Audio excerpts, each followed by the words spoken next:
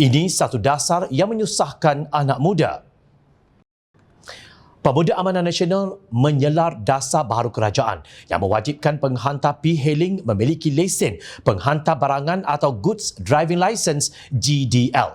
Mereka menyifatkan pengumuman dasar tersebut amat pelik, mengecewakan dan menunjukkan kerajaan gagal memahami masalah sebenar anak muda. Pada saat pelbagai masalah dan kekangan sedang membelenggu para penghantar P-Hailing yang sebahagian besarnya adalah anak muda, kerajaan tampil menambah beban kononnya untuk menyelesaikan masalah, tetapi sebaliknya membawa masalah yang baharu kepada para penghantar, kata Ketua Pemuda Amanah Muhammad Hasbi Muda dalam satu kenyataan. Keperluan bagi penghantar P-Hailing untuk mendapatkan lesen penghantar barangan GDL itu dimaklumkan oleh Menteri Pengangkutan Datuk Seri Wee Ka Siong semasa sesi dialog bersama Wakil Penunggang Penghantaran Makanan susulan mogok seluruh negara oleh sebahagian mereka baru-baru ini. Penunggang P-Hailing dijangka perlu memiliki apabila 3 undang-undang yang terbabit dipinda, iaitu Akta Pengangkutan Jalan Akta 333, Akta Lembaga Pelesenan Kenderaan Perdagangan 1987, Akta 334 dan Akta Pengangkutan Awam Darat Akta 715. Katanya dalam satu kenyataan, pindaan tersebut dikatakan bertujuan untuk penyeliaan penetapan peraturan dan akan mengambil kira pandangan daripada pihak terlibat. Keperluan terhadap GDL ini adalah bertujuan untuk mengawal selia kenderaan penghantar barangan untuk kegunaan perniagaan penghantaran barangan, terutamanya P-Hailing yang menggunakan motosikal, menurut laporan media.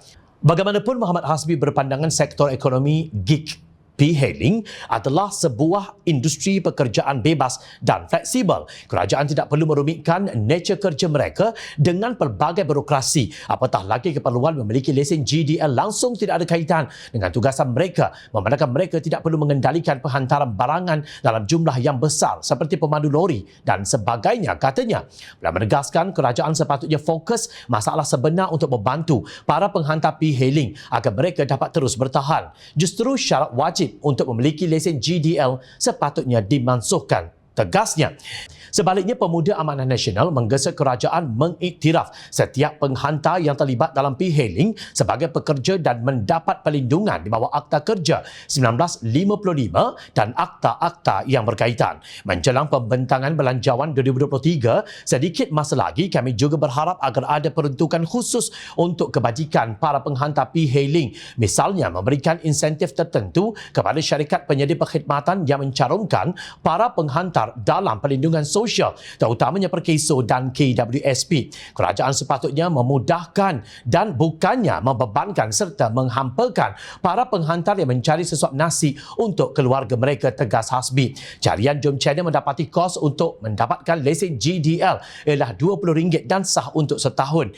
Ia tidak termasuk kos untuk pemeriksaan doktor yang tidak dikawal oleh Jabatan Pengangkutan Jalan JPJ dan boleh mencecah sehingga RM80 hingga RM101 atau lebih. Baiklah, apa pula kata pemain dalam industri berkaitan? Ketua Aktivis Gabungan E-Hailing Malaysia, Jose Rizal, menyeru kerajaan supaya menyelesaikan dulu permasalahan e-hailing sebelum membuat peraturan baharu untuk P-Hailing. Susulan dari sesi dialog di Kementerian Pengangkutan Malaysia baru-baru ini, kami dari Pergerakan Gabungan E-Hailing Malaysia agak terkejut dengan pengumuman YB Menteri Pengangkutan untuk meregularisasikan P-Hailing dengan memperkenalkan GDL sebagai solusi penyelesaian. Katanya dalam satu kenyataan, beliau melihat tindakan tersebut sebagai terburu-buru dan melawan arus. Sebagai contoh, permasalahan e-hailing yang masih tidak selesai sehingga ke hari ini adalah satu bukti kukuh supaya golongan penghantar bermotosikal tidak dijebakkan ke dalam permasalahan yang sama jika ia diteruskan.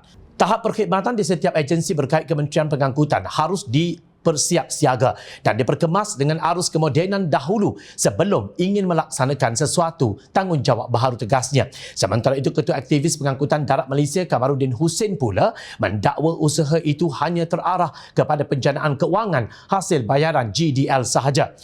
Menurut beliau, Kementerian Pengangkutan boleh memberi kursus keselamatan kepada komuniti P-Hailing dengan cara lain dan bukan dengan mewajibkan GDL. Kami melihat ketetapan tersebut akan membebankan lagi komuniti P-Hailing. Malah tidak mustahil ia untuk menjaga kepentingan syarikat-syarikat pengendali P-Hailing EHO sahaja.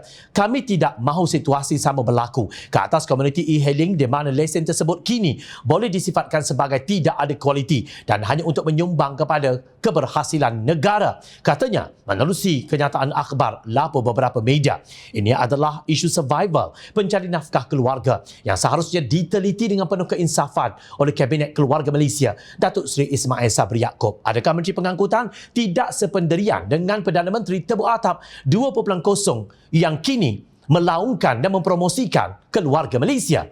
Tahukah menteri-menteri dalam Kabinet XXXL ini apa-apa dasar baharu mereka yang membabitkan pertambahan kos pengeluaran atau perkhidmatan akhirnya akan ditanggung oleh pengguna, yakni rakyat dalam keluarga Malaysia? Ingat, rakyat sentiasa memerhati.